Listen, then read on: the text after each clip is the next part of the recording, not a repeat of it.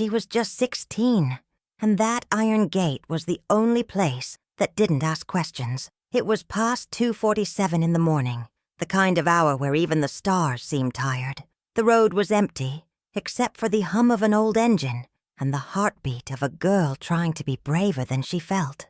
She pulled over just far enough so no one would see. The baby stirred in the back seat, swaddled in a faded blanket that smelled like laundry soap and fear. His little chest rose and fell like he didn't know the world could be cruel yet. She didn't cry, not because she wasn't hurting, but because she'd already cried everything she had. In the motel bathroom, in the clinic, in the silence after her mother stopped picking up her calls. He was 3 weeks old, and she had been a mother for exactly 22 days. There was no father in the picture, just a name she'd stopped whispering to herself. No family waiting, no home except for a string of cheap motels and a phone full of unread messages. But that mansion, that house behind the iron gate, it was something else. Tall columns like a courthouse, white stone that glowed under the moonlight. The kind of place you didn't knock on unless you had an invitation. But she wasn't here to knock. She was here to leave behind the only good thing she'd ever done. They said a rich man lived there, quiet, alone, kept to himself after his wife died. No one saw him much, just deliveries sometimes, lights in the upstairs window, whispers at the diner about how he'd once lost a baby girl. She didn't know any of that. All she knew was something about the place felt safe, so she lifted the baby, slow, careful, and kissed his forehead like she was sealing a prayer. Then she placed him just beyond the gate. Tucked in a basket lined with one of her old sweaters, she added a folded scrap of notebook paper, written in looping letters. His name is Jonah. He likes music and warm milk. Please, just let him be loved. And then she walked away, not because she wanted to, but because she had to. The iron gate closed behind her with a quiet groan, like even it was morning. She didn't look back. But 16 years later, that same gate opened again. And this time, it was Jonah who walked through it, not as an orphaned baby, but as the one who'd just inherited everything. If you've ever felt like the world gave up on someone too soon, then come sit a while with me, honey. This story's about lost babies, found hearts, and a second cradle. 16 years before Jonah ever saw that mansion again, his mother was just a trembling girl with a baby in her arms and nowhere else to go. The night she left him at the gate, she didn't drive far, just down a stretch of gravel road lined with sycamores to a tired little roadside motel with peeling blue paint and a neon sign that flickered like it was gasping for breath. Whispering Pines, vacancy. It was the kind of place where people stayed when they didn't want to be found. The old man at the front desk barely looked up when she asked for a room. Cash only. Back corner. Room 6, he mumbled, sliding her a key on a wooden tag. The door creaked when she opened it. The air smelled of dust, lemon cleaner, and someone else's story.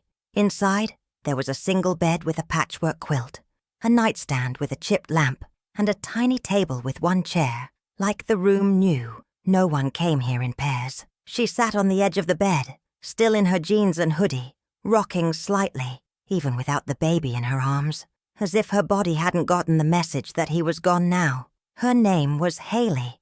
Nobody had said it out loud in days, not since the nurse called her Mom in the hospital, not since her best friend stopped replying to texts, not since her own mama told her, "You made your bed." She hadn't meant to get pregnant. She hadn't meant to fall for a boy who disappeared after the first ultrasound. But the baby had been real, so real. He'd smiled in his sleep and grabbed her finger like he knew her. And now, her arms were empty. That night, sleep didn't come easy. Not because she wasn't tired, but because her heart didn't know where to rest.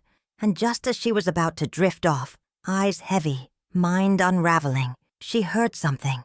A knock, not at her door, but at the wall behind the bed. 3 slow, solid taps. Then silence. She froze. Room 7. Someone was there, and they were listening. He didn't mean to knock, not really. But sometimes when the silence pressed too hard on his chest, David found himself reaching for something, even if it was just the thin wall that separated his motel room from someone else's. He was in room 7, same room, every time. He came to Whispering Pines once a year, like clockwork, always in late October, always alone. Nobody asked why. The man paid in cash, said little, and kept to himself. To the staff, he was just the quiet one with the black coat. But in his own world, he was a broken clock ticking on old grief. His wife had passed 12 years ago, and with her, so had their daughter, born too early, gone too soon. After that, the mansion didn't feel like home anymore. It felt like a tomb with polished floors. So once a year, he left it behind, came here, sat in silence, let the past breathe. But this time, something felt different. He'd heard crying through the wall the night before. Not baby crying, not anymore. Something else, something hollow. And now, tonight, he heard her again. A voice trying not to cry. He hadn't meant to listen. But pain has a sound, and once you've known it, you can hear it through walls. He tapped 3 times, then waited. Nothing. But then, the faintest rustle, a breath, a movement near the wall, and then a voice, low and scared. "Who's there?" He didn't answer. He couldn't. His throat was thick with something he didn't know how to name. Instead, he slid something under the shared wall, a folded napkin from the diner. On it, he scribbled just 2 words, "You're not alone." And Haley, for the first time in days, let herself cry. But what neither of them knew, not yet, at least, was how that moment, that napkin, that silence, would be the start of something neither one dared to hope for. Because in the morning, someone would come knocking, but not for him, for her. And what they brought with them would unravel everything. The morning sun found Haley curled on top of the motel bedspread, arms crossed tight over her chest, as if she could hold in everything she wanted to forget. Her eyes were open, but it wasn't the kind of awake that meant you'd rested. It was the kind where your body survives the night, but your heart still hasn't decided if it wants to. The knock came at 7:12 a.m., not on the wall this time, at the door, firm, official. She flinched. The motel room shrank. Every shadow seemed to lean in. She moved to the door slow, like wading through thick water, looked through the peephole. 2 people, a woman and a man. Not police, not quite. Badges, though, some kind of official seal. She opened the door just an inch. "Haley Jensen?" the woman asked. Haley hesitated. Her name felt like a bruise. "Who's asking?" "We're from the County Child Welfare Office." That was all it took. Her knees almost buckled. They knew. She hadn't told anyone where she left him. She made sure. No cameras, no witnesses, no note with her name on it. But the woman was already unfolding a piece of paper. "You left a note," she said gently. "Signed H.J." Haley's breath caught. She'd written it without thinking, out of instinct. Not logic. Her initials, something to make the note real. But now it had found her. "We just want to make sure you're okay," the woman said. The man stayed quiet, observing, measuring. "We're not here to arrest you," she added. But Haley didn't believe her, because when you've been left before, you stop trusting soft voices. The woman held out a card. "There's still time to make a formal decision about your child's custody. He's safe, for now." But that word hung in the air like smoke. Haley snatched the card without another word and closed the door. She didn't cry. She didn't scream. She just sat back on the bed and tore the card into tiny trembling pieces. But behind that thin wall, David heard everything. And for the first time in a long, long while, he reached for something other than his grief. David wasn't a man who cooked often. Back at the mansion, meals came on silver trays from a kitchen he rarely stepped foot in. But here at the motel, there was a little kitchenette, old, yellowed, with 2 burners and a skillet that leaned to the left. He didn't know why he pulled out the box of pancake mix that morning. Maybe it was habit, maybe it was memory, or maybe it was the sound of a girl tearing paper like her whole life had been written on it. He made 3 pancakes. Not 4, not 2, 3. Like he was leaving room at the table for someone who didn't know they were welcome yet. Then he set them on a paper plate, added a little butter and syrup, and folded the whole thing into a paper towel, warm and careful. He knocked on her door once, no answer. So he left the plate on the doorstep. No note, no name, just a breakfast that said, "You don't have to explain." Inside, Haley watched through the peephole. She waited 10 minutes before opening the door. The plate was still warm. She brought it inside, sat on the bed, and took the first bite with shaking hands. And just for a moment, she remembered what comfort tasted like. She ate all 3, and when she was done, she slipped the empty plate under the door into room 7. Neither of them said a word that day, but something had shifted, like 2 lonely boats, beginning to drift closer in the dark. That night she didn't cry, but she did dream, and in that dream, she was holding her baby again. Only this time someone stood beside her, a man whose face she couldn't see, but whose hand was resting gently on her shoulder. She woke with a gasp, and outside, just before dawn, room 7's door opened, and David stepped out, clutching a folded letter that would change everything. David stood in the cold morning air, the motel gravel crunching under his shoes like old bones. In his hand, a letter yellowed with time, creased from being opened too many times, and never mailed. He'd written it 12 years ago, to his daughter. She never lived long enough to read it. And yet, for 12 years, he carried it with him, to the motel, to the garden, to the inside pocket of every coat he wore in October. That morning after leaving the pancakes, he took the letter out once more, and for the first time in years, he thought about giving it away, not to the girl next door, but maybe, somehow, through her. He didn't know her story, not all of it, but there was something about the way she sat on that motel step each night after dark, the way she looked at her phone like it owed her an apology, the way her silence wasn't empty. It was heavy, like his. He stood outside her door, letter trembling in his hand. But he couldn't knock, so instead he slid the envelope beneath her door. Then he walked away. Inside, Haley was brushing her teeth when she noticed the slip of paper. No name on the front, just 2 words written in neat cursive. If it helps. She opened it slowly. At first, she thought it was a mistake.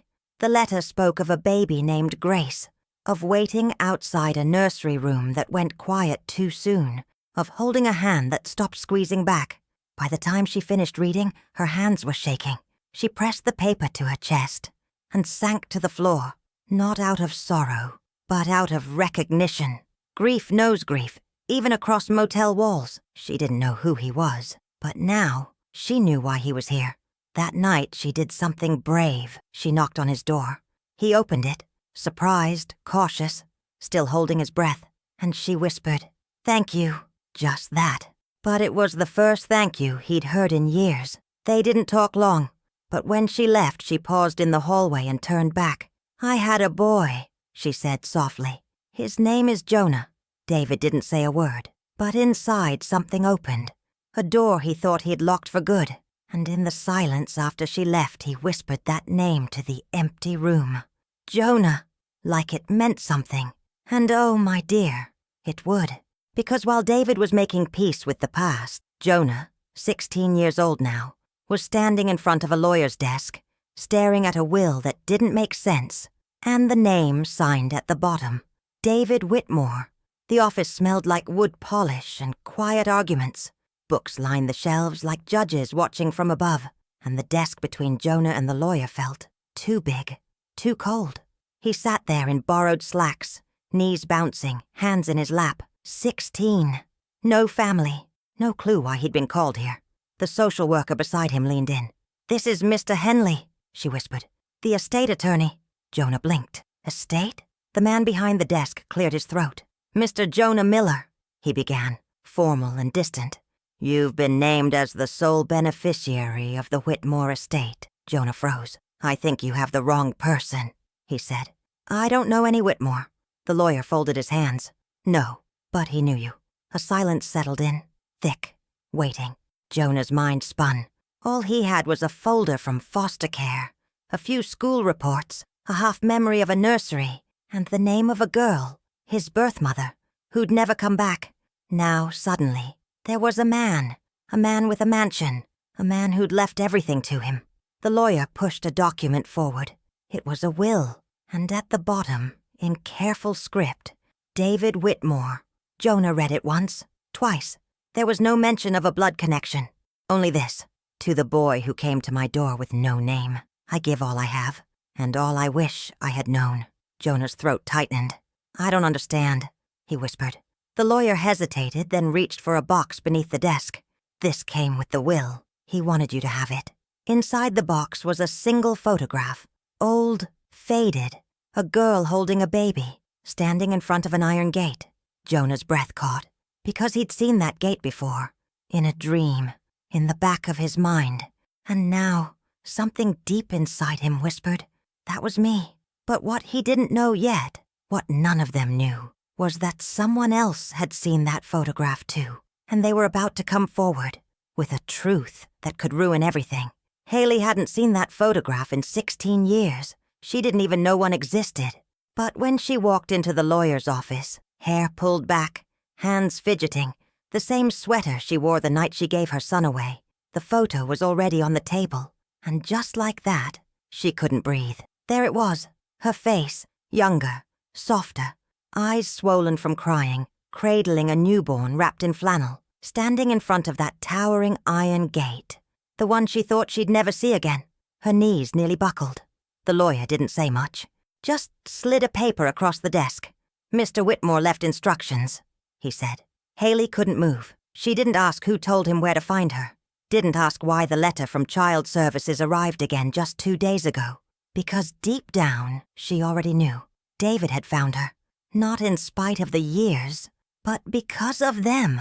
He had recognized her face. Maybe from that first night in room 6, or from the way her voice cracked when she said Jonah's name. Or maybe he'd always known, but never wanted to take what wasn't his to claim. The lawyer cleared his throat. He left a message for you as well. Would you like to hear it? Haley nodded. Once, barely. He pressed play on a small recorder, and then David's voice filled the room. It was quiet, slow, weathered. If she hears this, tell her I never meant to take her place. I only wanted him to be safe. I only wanted to give him the cradle I couldn't give Grace. He was left at my gate. I didn't know who she was, but I knew what it felt like to lose a child. And somehow, he brought her back to me. Both of them. Haley pressed her hands over her mouth. The words weren't angry. They weren't proud. They were full of grief and grace. But what struck her most was the last thing he said.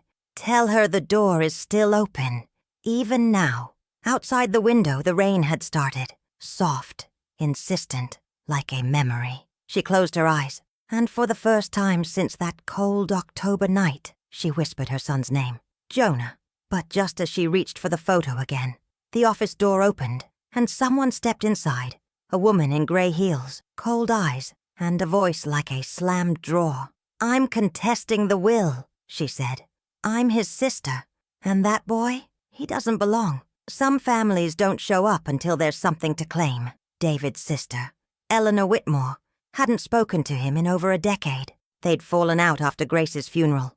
Words were said, doors were closed, and she never visited the house again. But the moment the obituary ran and the word heir appeared beside Jonah's name, Eleanor came running. She stood in the lawyer's office like it belonged to her, back straight, mouth tight. She didn't look at Haley. Didn't have to. I want everything reviewed, she snapped. There was no adoption, no DNA test, just a boy left like a stray on a doorstep. Haley flinched, but the lawyer stayed calm. David was of sound mind. The will is legal. Then I'll take it to court, she said. He was grieving. He wasn't thinking straight. That boy, he's nothing to him. Haley stepped forward then, voice shaking.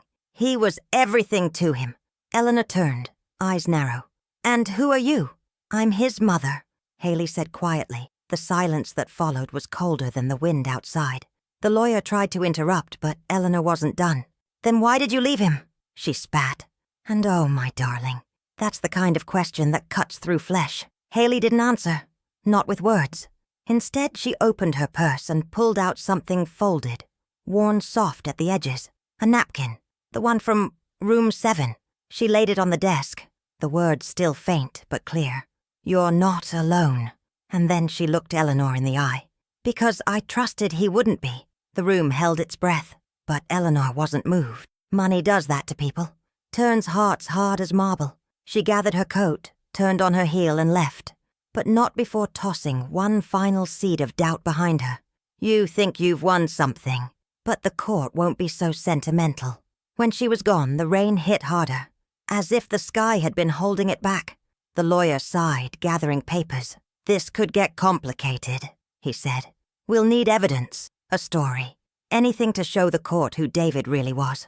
Haley nodded, then reached into her coat pocket and pulled out the letter, not the one David gave her, the one she wrote 16 years ago, the one she left in the basket. His name is Jonah. Please, just let him be loved.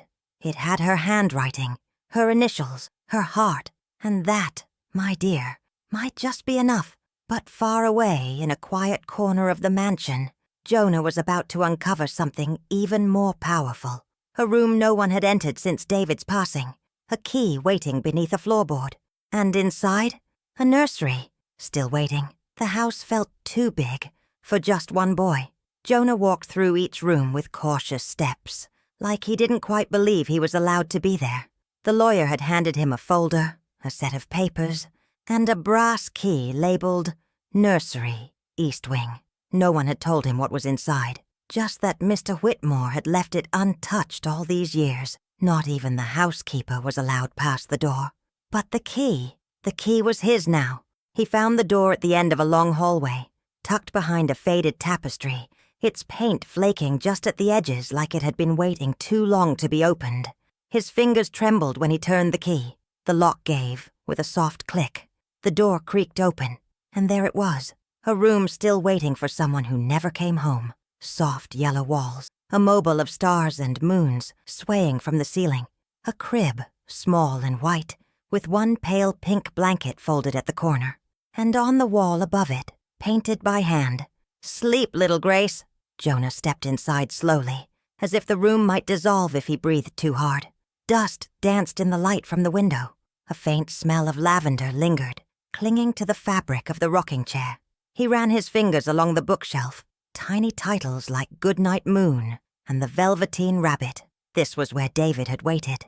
This was the room he built for a daughter who never took her first step. Jonah sat in the chair, and suddenly, he wasn't 16 anymore. He was just a boy, lost in a world he didn't ask for, rocking slowly in a stranger's grief, except it didn't feel like a stranger's anymore, because on the side table sat a photo frame, and in it, a picture of Jonah, not as he was now, as a baby, bundled in the basket, mouth open mid-cry, his name written in marker on the corner of the photo. Jonah, first morning. David had kept it, framed it, placed it beside Grace's things. Jonah felt the tears before he knew they were falling. Not loud, not sharp, just steady. And when he finally stood to leave the room, he noticed the envelope under the blanket in the crib. It had his name on it, just his name. And inside was a letter. But before he could read it, he heard the front door slam downstairs, footsteps, voices, and one of them, a woman's, said something that froze him in place. He was mine, not David's. And I can prove it. Jonah crept down the stairs one step at a time, the letter still unopened in his hand. The voices came from the parlor, echoing off marble and glass. He paused just outside the doorway. Eleanor was back. Of course she was. But she wasn't alone. Beside her stood a woman Jonah had never seen before. Tall, elegant in a stiff sort of way, like she'd walked right out of a country club luncheon. Her hands were clasped tightly in front of her, but her voice had that edge to it, a blade wrapped in silk. "I was David's fiancé," she said. Her voice didn't shake. Eleanor smirked beside her, satisfied. He never married her, but she was with him the last year of his life. The lawyer, flustered, tried to intervene. "This woman has no legal claim." But she cut him off. "I don't want the money," she said. "I want the truth." Then she turned to the lawyer and added something else. "I have something Jonah needs to see." Jonah stepped into the room before anyone could stop him. "I'm Jonah," he said. The woman looked at him with a mix of awe and ache, like she was seeing something she'd hoped for but didn't quite recognize. "I knew about you," she said softly. "David told me, just before he died, about the night at the gate, about the letter, about your mother." She reached into her purse and pulled out a small notebook, leather-bound, worn. This was his journal. The last one he kept. She held it out. I think he wanted you to have it. Jonah took it, unsure, the leather warm from her hands. Inside, in David's handwriting, were entries going back months. Not legal things, not business, not regrets, just thoughts about Jonah. He's quieter than I expected. He has her eyes. He doesn't know he's mine, but I love him anyway. Jonah closed the book. I'm not his, he said. The woman's eyes softened. No, but you were his. And sometimes, my dear, that's even more powerful. But Eleanor wasn't done. He's not blood. That's what matters. And just then, Jonah remembered the envelope in his hand. He unfolded the letter, right there in front of all of them. David's words were short. Jonah, I never needed proof. You were mine the moment you arrived. But if the world asks, the DNA test is in the safe, behind the nursery painting. Let them see what love knew first. Jonah looked up. And Eleanor? Her face went pale, because that safe, that painting, was still upstairs, and the truth inside it was waiting. Jonah didn't say a word. He turned and left the room while the lawyer scrambled after him, and Eleanor whispered protests that no longer landed. The stairs creaked beneath his weight, each step slow, as if the house itself was holding its breath. Back in the nursery, the light had shifted. Golden now, late afternoon sun pouring in like a blessing. He looked up at the painting above the crib. It was soft, gentle, watercolor roses and lullabies. He reached behind it, and there, right where David said it would be, was a small brass safe. The code was on the back of the journal, 6 digits, 1,204. Jonah typed it in. The safe clicked open. Inside, just 2 things. A sealed envelope marked DNA, Jonah Miller, and beneath it, a second envelope, handwritten, his name again. He opened the first, slowly. Inside, a single sheet of paper.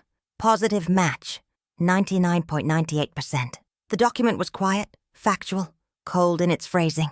But to Jonah it was fire and fog, and a crack in the world. David had done the test, and still, he chose not to say a word. He'd never told Jonah, never told Haley, never told the court, because love, real love, had never needed it. Jonah's breath hitched. Then he opened the second envelope, David's last letter. Jonah, if you're reading this, then I've already stepped out of time. But I want you to know this. I didn't raise you. I didn't feed you, or carry your tears. But from the moment I found you on that cold stone, you gave me something no one else could. You gave me back my heart. Whether you were my blood or not, you were mine in every way that mattered. And if they ask who you are, you look them in the eye and say, I am Jonah. I was chosen, and they'll never be able to take that from you. Jonah folded the letters with hands that were no longer shaking. He stepped out of the nursery, walked down those long stairs like someone who finally knew where he belonged, and placed the DNA paper on the parlor table. Eleanor looked at it. One glance was all it took. She paled, and without another word she walked out of the house, and never came back. But in the stillness after she left, the woman with David's journal turned to Jonah with a quiet voice. There's one more thing, she said.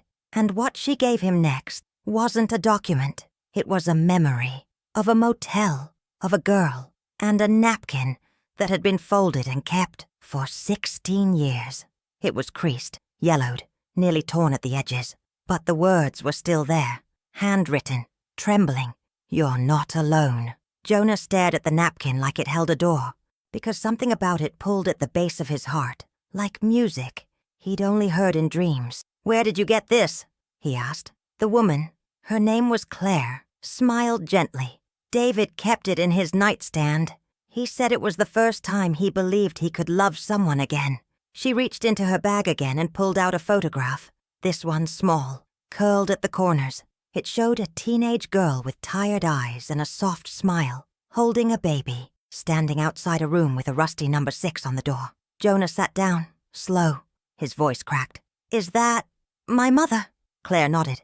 He met her, only for a short while. But she changed him. Jonah traced the edge of the photo with one finger. He didn't know how to explain the ache in his chest. Not grief, not regret. Longing, maybe. Or the sudden bloom of something deep and rooted. Belonging.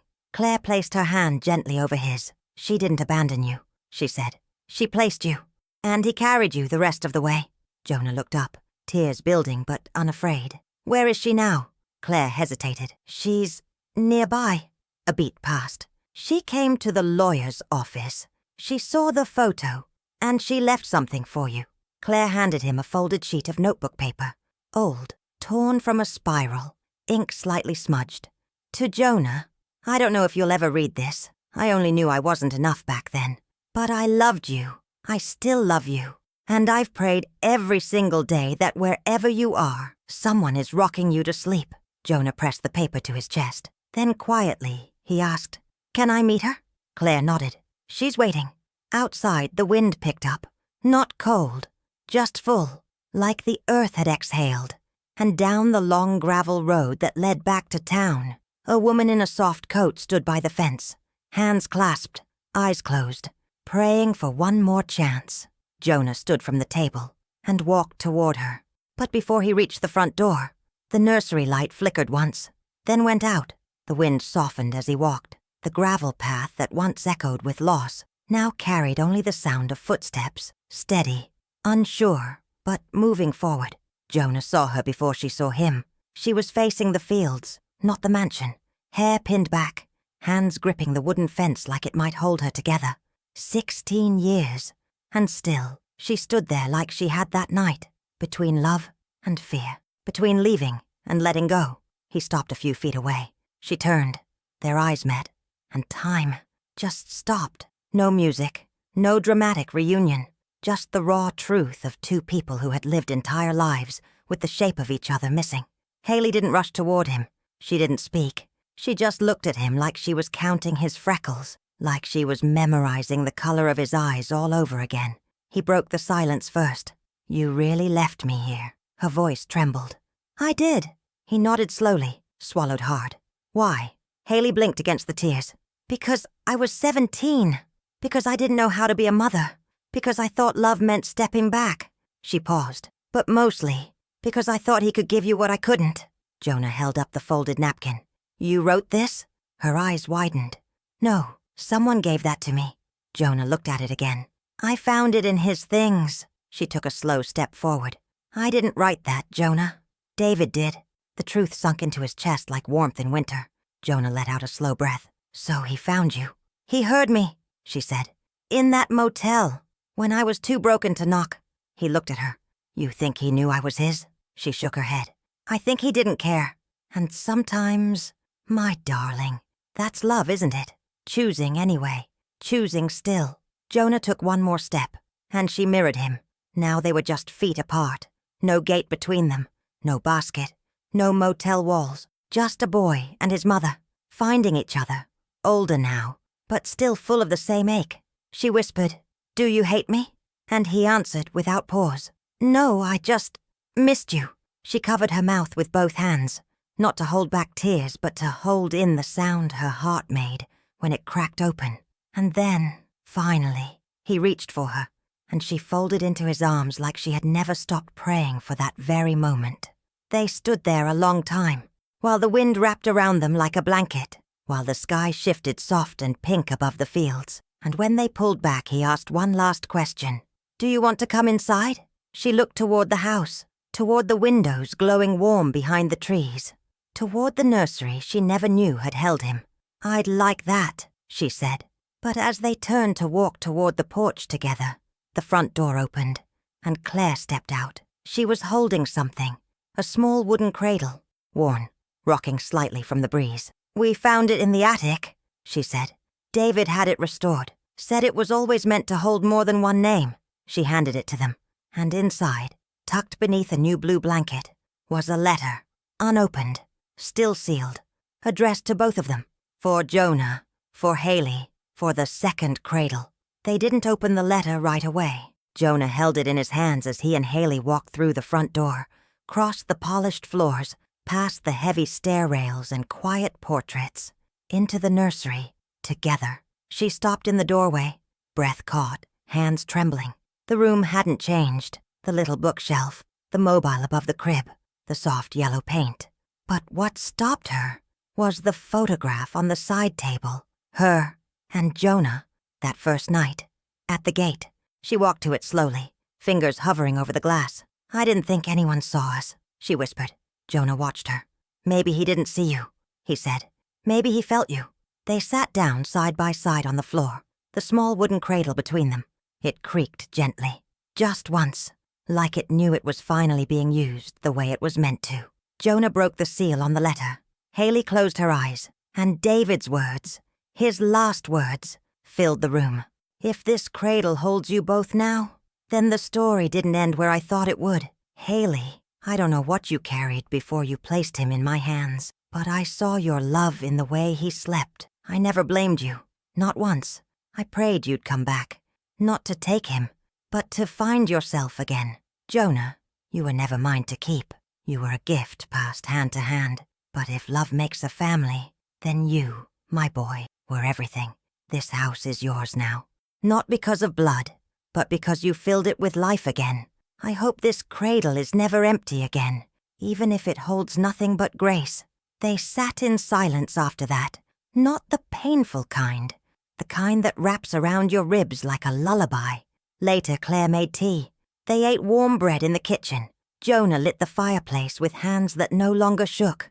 And Haley, she finally slept. Not in a motel bed, not in fear, but under a roof that held the memory of a man who made room for her sorrow and built a home from second chances. She woke in the morning to the sound of birds outside the window. Jonah was already up in the garden. She watched him from the porch. Still him, but taller now, stronger. She walked down to him, tucked her hand into his arm.